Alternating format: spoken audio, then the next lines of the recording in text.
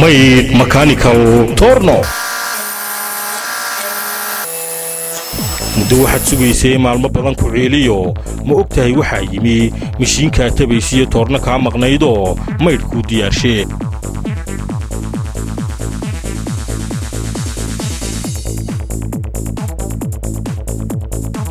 Maid Mechanical Torno meel kale adoon tagin maal badanna ka bixin maalmo badanna aan sugin waxaad mirid ku helaysaa makiimad ka xumaato maalmo hore duqaysiyo moorarkaaga idilkii meel kasto xumaataba mijiinku hagaajiyo toorno ku macnayso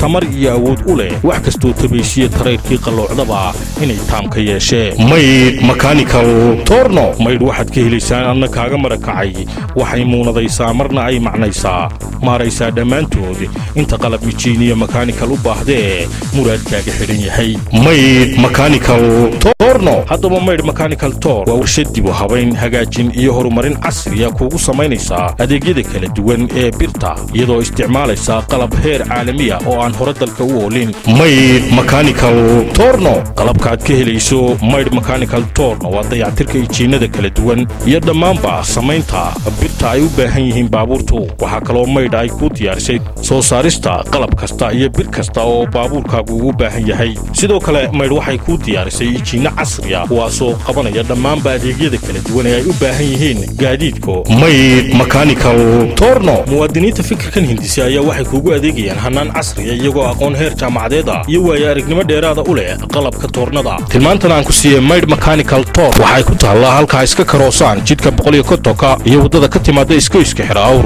hore u raac jidka amaba halka uu ku yaalo geerashka gacan wixii faahfaahinaya inta dheer kala xidhiidh telefoonada shaashada hortaada ka muuqda